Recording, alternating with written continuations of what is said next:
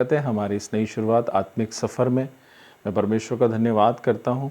इस श्रृंखला में हमारा ये तीसरा वीडियो है और अभी हमारी ये शुरुआत है। हमें आपके सुझावों की आवश्यकता है।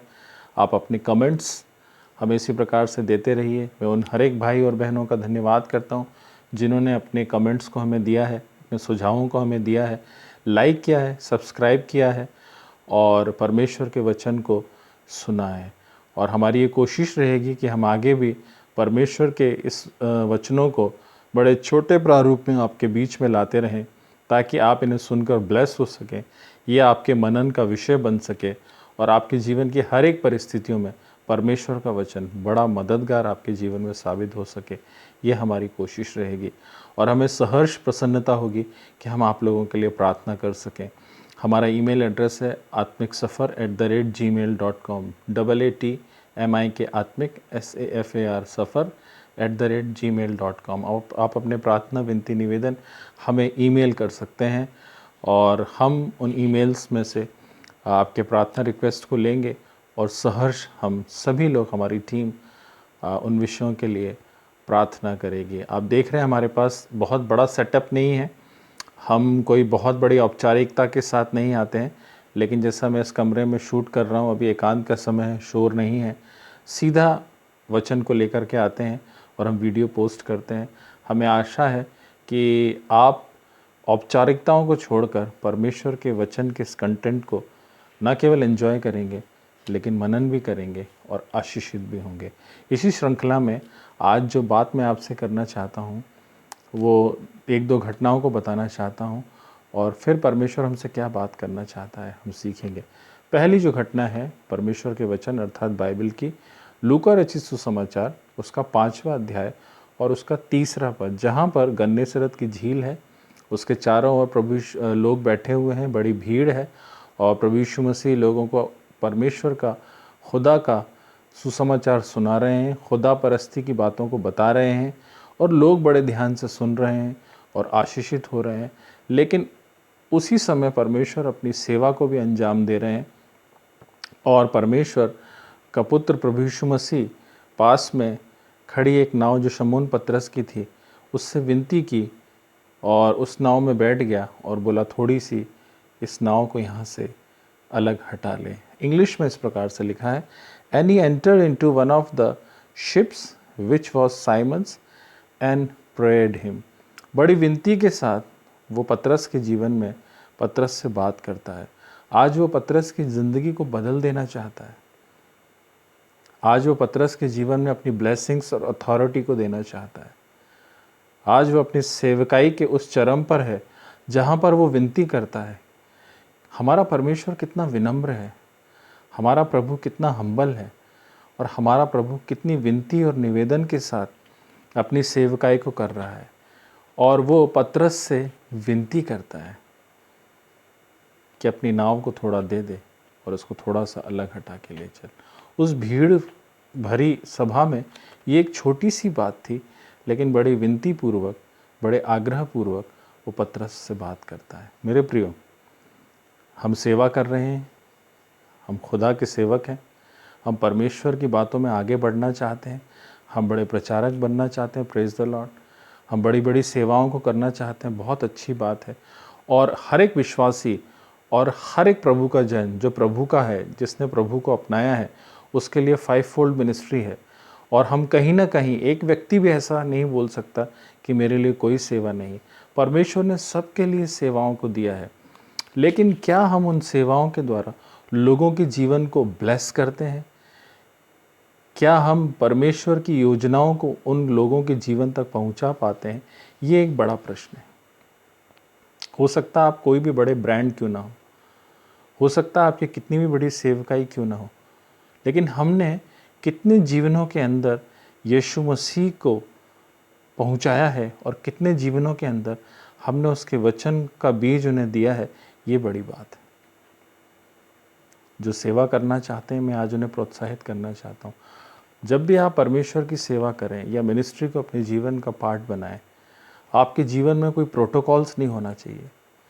जब हमारे जीवन में प्रोटोकॉल्स आएंगे, जब हमारे जीवन में ट्रेडिशन आएगा, रूटीन आएगा, हम ईश्वर की बातों को लोगों के जीवन तक नहीं पहुंचा सकते। उस समय में फरूसी और सदूकी भी थे जो लोगों से बड़ी बड़ी बातें करते थे, लेकिन लोगों के जीवन को बदल दे ऐसी बातें उनमें नहीं पाई जाती थी।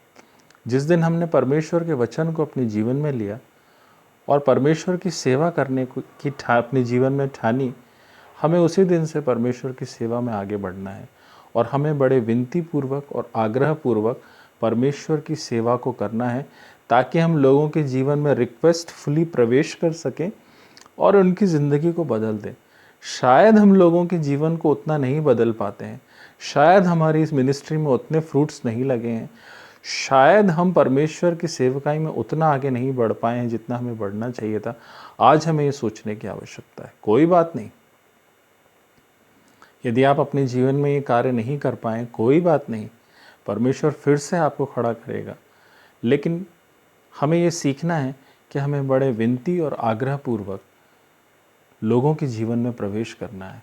खुदा का बेटा है, प्रभु यीशु मसीह है, और बड़े विनती पूर्वक वो आज पतरस के जीवन को बदलना चाहता है और रिक्वेस्टफुली उसके जीवन में कार्य कर रहा है, ताकि वो पतरस के जीवन को बदल सके, वो हमारे जीवन को बदल सके और हमारे जीवन में अपनी ब्लेसिंग्स को और अपनी अथॉरिटीज़ को दिखा सके।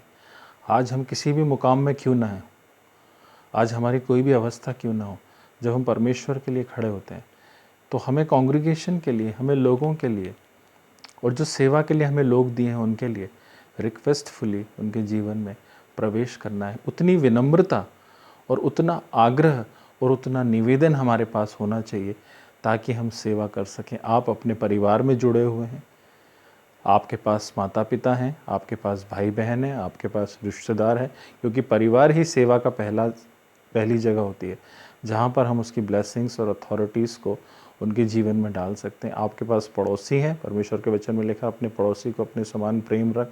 आपके जीवन में कलीसियाई जीवन है जहाँ पर विश्वासी लोग हैं। आपका ऑफिस का स्थान है जहाँ पर आप कार्य करते हैं। आपके आसपास आप बहुत जाना पहचाना नाम है। लेकिन हम जब तक विनम्रता पूर्वक और विनती के साथ लोगों के जीवन में प्रवेश नहीं करेंगे, हम उसकी ब्लेसिंग्स और उसकी अथॉरिटीज़ को उनके जीवन में कभी नहीं दे सकते जिनके कि हमें देना आवश्यक है। प्रभु यीशु मसीह ने अपनी ग्रेट कमांड में कहा, तुम समस्त संसार में जाओ, तुम जाओ। हम क्या अपेक्षा करते हैं? हमें अपेक्षा करते हैं कौन हमारे पास आएगा? कोई हमारे पास नहीं आएगा। हमको जाना है, हमको उसके वचन को लेकर के जाना है और हमें खुदा से मांगना है कि खुदा तूने कौन से लोग हमें दिए हैं जिनके जीवन को हम बर्बाद होने से बचा सकें, जिनके जीवन में हम तेरा वचन डाल सकें, जिनके लिए हम प्रार्थना कर सकें और बड़े विनती और बड़े विनम्रता पूर्वक उन जनों के जीवनों में हमें सेवकाई को पहुंचाना है और रिक्वेस्टफुली जेस्चर के साथ अपनी सेवा को पूरी करना है। आज का ये प्रोत्साहन मैं उन हर एक विश्वासी भाई बहनों और उन सेवादारों को और उन प्रभु के लोगों को देना चाहता हूँ जो परमेश्वर की सेवा में हैं और कर रहे हैं। यदि हम विनती पूर्वक और आग्रह पूर्वक परमेश्वर की सेवा लोगों के जीवन में नहीं करेंगे, हम लोगों के जीवन को नहीं बदल सकते। हो सकता है आसपास आपने बहुत सारे प्रोटोकॉल्स लगा रखे हैं, हो सकता है एक बहुत बड़ा गैप आपका हो सकता है कि लोग आपके पास आते हों, लेकिन जिस दिन हम लोगों के जीवन में प्रवेश करेंगे रिक्वेस्टफुली, उस दिन हम उनके जीवन में बड़े कार्य को देखने पाएंगे और बड़ी सेवा को देखने पाएंगे। एक और घटना को लेना चाहता हूँ, यूहन्ना रचित सुसमाचार उसके 4 अध्याय में। यहाँ सूखार नामक जगह में जब प्रभु यीशु मसीह यहूदिया से सामरिया होते हुए गलील की ओर जाना चाहते थे, तो सूखार नामक प्रदेश में वो वहाँ पर एक नगर में रुके और वहाँ पर जब वे उनको थक गए तो एक जगह पर बैठ गए। वहाँ एक कुआं था और वहाँ पर एक स्त्री आई और उन्होंने उससे बोला, जो कि सामरी थी, कि मुझे प्यास लगी है। हमारा प्रभु यीशु मसीह कितना विनम्र है। जिन सामरियों को यहूदी देखना पसंद नहीं करते थे, जिन सामरियों के जीवन से वो बात करना पसंद नहीं करते थे और जिनका उठना बैठना उनके साथ नहीं था, वो बहुत नीची जाति के माने जाते थे यहूदी प्रथा के अनुसार, यहूदी लोगों के अनुसार। प्रभु यीशु मसीह ऐसी स्त्री से पानी की मांग कर रहा है। सचमुच वो उसके जीवन में कार्य करना चाहता था। उसकी विनती इतनी विनम्र थी, बड़ी विनती के साथ उसने उससे पानी मांगा और उससे बातचीत को शुरू किया, और अंजाम ये था कि वो प्रभु यीशु मसीह को मसाया मानकर घड़ा छोड़ के भाग गई और उसने अपने जीवन को उस मसाया को ग्रहण किया। हमारे जीवन में हम कम्युनिटीज़ में नहीं जाना चाहते हैं, हमारे जीवन में हम लोगों के बीच में नहीं जाना चाहते हैं, हमारे जीवन में हम शायद ये सोचते हैं कि लोग हमारी सुने। आप अच्छा प्रचार कर सकते हैं, प्रेज द लॉर्ड, आप अच्छा गीत गा सकते हैं, प्रभु का धन्यवाद हो, लेकिन आप लोगों के जीवन को तभी बचा पाएंगे जब बड़े विनती और आग्रह पूर्वक उन लोगों के जीवनों में हम प्रवेश करेंगे और उन लोगों के जीवन तक हम प्रभु के नाम को पहुंचाएंगे, ताकि वो हर एक उद्धार पा सके। आज का मेरा प्रोत्साहन यही था। हमें ज़रूरत है कि हम एक रिक्वेस्टफुल जेस्चर के साथ परमेश्वर की सेवा करें। कोई प्रोटोकॉल हमारे आसपास नहीं हो, कोई ट्रेडिशन हमारे आसपास नहीं हो, लेकिन हम कम्युनिटीज़ के बीच में जाकर जो लोग परमेश्वर ने हमें दिए हैं, चाहे वो हमारा परिवार है, चाहे वो हमारे कार्य की जगह है, चाहे वो हमारी कलीसिया है, या जो प्रभु के लोग हमें दिए हैं, हमें लोगों के जीवन में जाना है और बड़े विनम्रतापूर्वक और आग्रहपूर्वक परमेश्वर की उस सेवा को जो उसने हमें दी है पूरा करना है, ताकि लोगों के जीवन ब्लेस हो सके। मैं परमेश्वर का धन्यवाद करता हूँ कि आप सभी लोगों ने परमेश्वर के इस वचन को सुना, और परमेश्वर आप सबको बहुतायत से आशीष प्रदान करें। मिलते हैं हमारे नेक्स्ट वीडियो में, तब तक के लिए जय मसीह की।